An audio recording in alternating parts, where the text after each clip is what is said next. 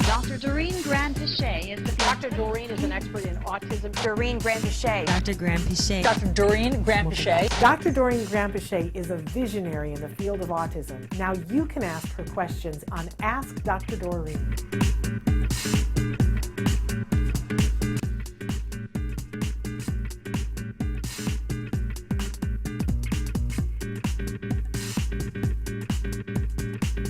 Welcome back. We are here with Dr. Doreen Grand-Pichet. Isn't that a lovely thing to be able to say?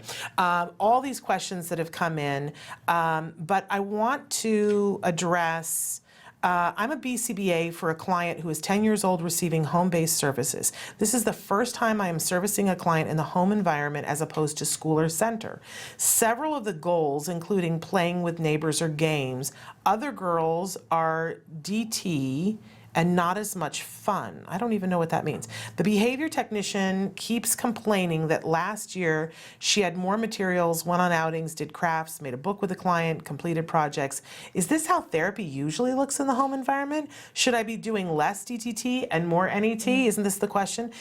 Through projects and activities, of course, we include fun activities whenever possible and use lots of reinforcement. He is responding very well and is excited when behavior technician comes. Wondering if home-based services after long day in school and limited peer access should be more NET style. Thank you so much. That's wonderful. Yeah, from a BCBA. Very nice to talk to you. I love talking to BCBAs. Don't let the home environment, don't let the environment dictate the type of ABA you want to do. So that's basically the answer. Evaluate the child as a whole. Just forget about the environment. Just evaluate the child's condition and circumstances. We all kind of look at our kids at some point and we say, well, he's very young, he's got a ton of time, so it's like 2 or 3, he's got a ton of time. I'm going to do a ton of DTT and then I'm going to start gradually generalizing so that it maintains. Okay. Or my child is now 5, I have to deal with academics because it's part of his life now, so I'm limited on my time. How much DTT do I want to do? How much NET? Maybe I should be doing more NET to prepare him from school. All of this kind of stuff is your decision and it's based on the what is available to the child and what does he have to do and where do you want to get him, right? So forget about environment. If you had him in school, if you had him in your room at home, it doesn't matter. It's about what you want to accomplish, and you as a BCBA know how much time it takes to do NET and how much progress you make. You know how much time it takes to do DTT and how much progress you make and whether or not it would generalize to his environment. Think about all that, and then once you've decided, hey, let's say you'll say, you know what, I have only, every day, the BT has like 3 hours a day with this child and the rest of the time he's in school and he's not supported. I'm just guessing all of that detail. So what is he getting out of school that I don't want to replicate at home, because now I really want to just do something that he's not able to get at school. And then you decide, let's say you say, hey, I want out of every hour of the 3-hour session, I want the first 20 minutes or 30 minutes to be more DTT based, and then I want my child to do some sort of play activity or NET or what it is, and then you set that up. Arrange the home just like you would a center or a school-based program. Make it, don't let the environment dictate the type of ABA you want to do. And I will tell you that historically, so all the way back to the 70s and such, when we started developing ABA at UCLA with Lovas, it was all home-based. Most of it was home-based. 99% of it was home-based, and it has only been over the years that we've come to realize that what you do in the center actually has a higher kind of speed of acquisition, and therefore you generally tend to do more in the centers. But you know what, if you have a home-based client, this is what you have to figure out. Even change the home-based scenario so that it's 100% DTT if that's what you want. Yeah.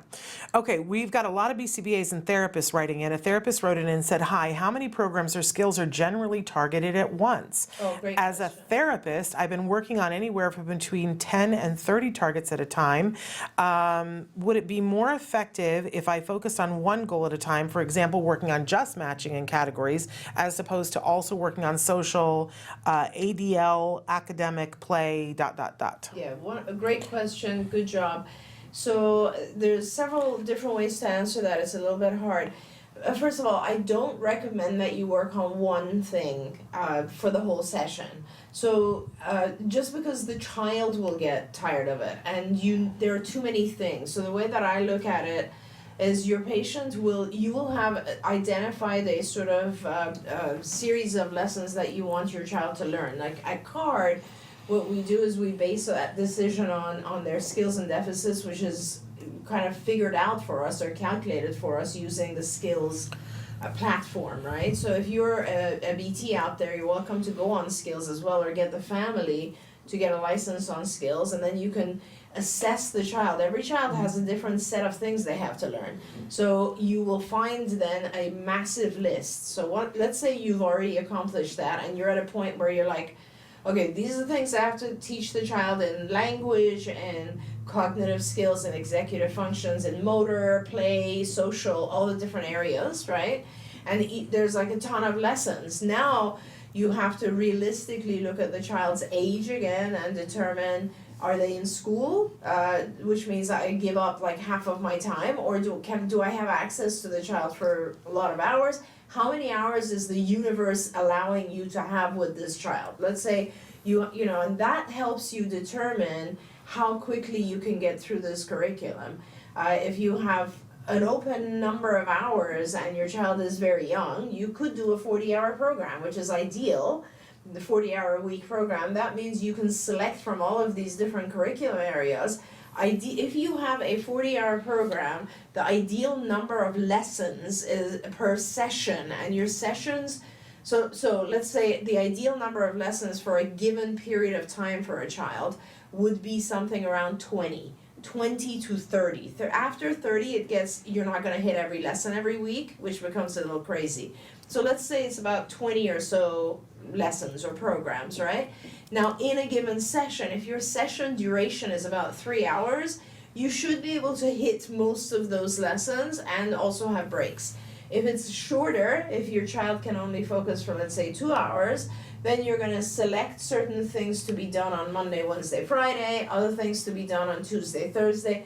That's kind of how you determine it. You want to make sure that you don't have any lessons in the child's curriculum or in the child's program that you never touch per week, right? You also want to make sure that you're giving the child a whole variety of things, because two things. One is you don't want your child to get bored by doing the same thing. And the other thing is your child will have strengths and weaknesses. So some lessons will be easier than others. Typically for our kids, Shannon, like verbal lessons are harder, like a lot of times. Visual lessons for a lot of kids are easier. You want to mix and match that because you want your child to have adequate access to reinforcers, right? So if your child is all doing verbal, believe me, it's going to be an aversive lesson. They're going to want to leave. If they're doing what I do is like when my patients are sick, I'll do a lot more of the lessons that they're good at and they enjoy, so they get a lot of reinforcer that day. If my patient is on their best and has had a good night of sleep, I'm going to do harder lessons. So these are the types of things you have to consider when you're selecting. When I used to do therapy or oversee cases, I would always have a checklist for the whole week. Monday, Tuesday, Wednesday, Thursday, all the lessons, and we still have that at CARD. And basically you would just say, okay, do this one these days, these sessions, and then put your initials that you did it, so that we were sure that all the lessons had enough time. Absolutely. Think about it like when you go to the gym. Like if you only did squats, like those muscles get tired and you don't want to do it and you don't really get to the fitness. As if I would know. Just saying. Okay, the BCBA wrote back in that you answered the last question, said, thank you so much for answering my question about services at home. Gave me a lot of clarity. We're working on getting him into mainstream environment. So it just buzzed up. So we just carry on toward that goal regardless of the environment. Absolutely And she said, thank you so much. I want to pivot now, and the other person just wrote in and said, the therapist said, thank you so much for my question to regard the number of programs. It was so clear and helpful. I look forward to going through all of my clients' programs to ensure the amount of time and programs follow Dr. Doreen's recommendations. I wish there was some way I can get intensive CARD training. Well, you can. Come work at CARD. Yeah. That is the answer to that question. We'd be love to see your smiling face here. We need good therapists. Okay, so wanted to switch now to a parent in India, writing in, hi, Dr. Doreen and Mrs. Shannon, from India. My daughter is 10 years old, on the spectrum. She is hyperlexic and verbal, but recently she has started screaming in school and then started doing the same thing at home.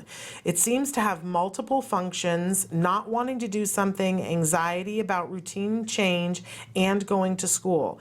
I have noticed anxiety and inflexibility has increased, but sometimes she does it when she's alone for no apparent reason.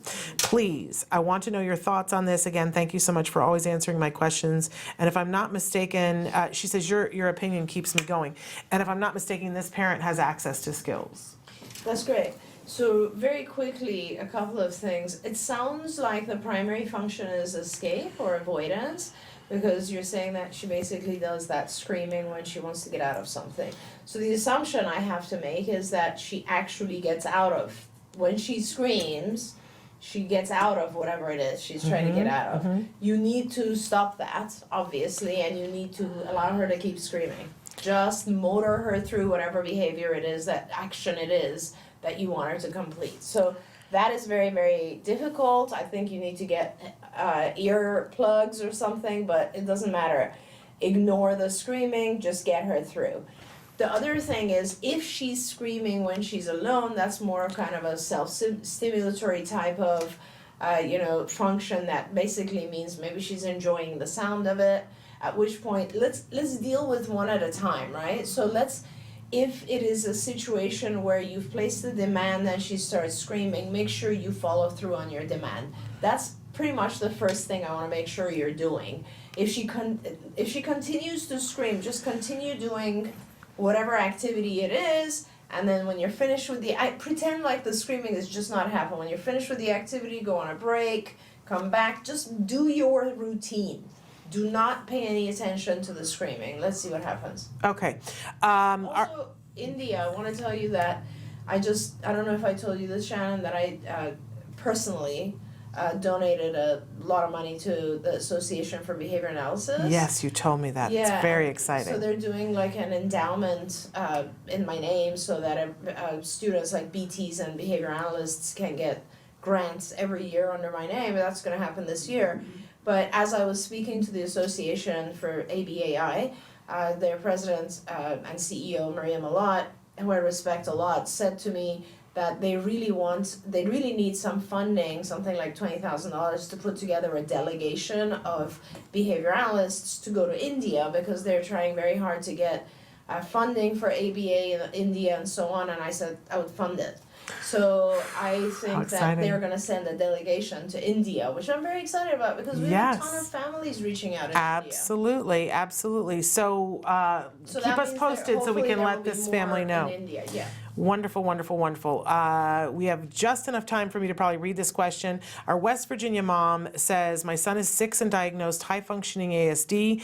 We just had testing done at Children's Neurodevelopmental Center. I'm confused by some of the results and new diagnosis he received and need insight. Did a battery of tests and assessments, and it showed that his working memory is impaired and considered low average, but I was not giving it any suggestions what I need to do to help with that. They also did an adaptive test that showed low scores for health and safety, which they said is typical with this diagnosis. Last diagnosis was ARFID, Avoidant Restrictive Food Intake Disorder. and said his is severe, but also noted a need for OT-PT speech and said he is delayed in all 3 areas. What should I be focused on with this new information? I'm pretty overwhelmed and not sure exactly what I should be focused on more. Thanks for any input. I really appreciate all you both do. Yeah, sure. Did the parents say the age of the child? That this child is 6. Yeah. So that's a way too big question for me to answer right now, I'm afraid, because I'd have to talk about it for half an hour. Okay. What I have 2 recommendations to how we can help this family. One is when you write back in, and hopefully next week we'll do the show again and discuss this. Yes. But please let us know if your child has received ABA, because if your child is or has received ABA, this is how you will do exercises that will help with working memory and all these other things. This is I can fill in some of that for you. Yes, This is our mom that at one point was a card therapist. Okay. So she was trained to be a card therapist, was working with a family in a remote services thing, left that, went to West Virginia, has not been able to have ABA, but has been doing it on her own with skills. Wonderful. With both children. So there should be, under the executive functioning section, activities that will help improve memory. Now that's one. The second thing is, Shannon, if you have, because we're out of time, but Yes, if you I know. have Evelyn here, Yes. the person, she would be able to address the issues of both. It seems like this child had a Vineland done where they got a very significant score on health and safety. Okay. Evelyn will be able to explain that more, as well as what working memory is. Yes. And how we can help improve working memory. Okay. The good thing is we've addressed both of those issues in skills. Yes. We have a lot of lessons that focus on safety and health, and we have a whole section that we did on different types of memory and exercises and activities that you can use. Wonderful. We are out of time. I want to thank you so much for being here.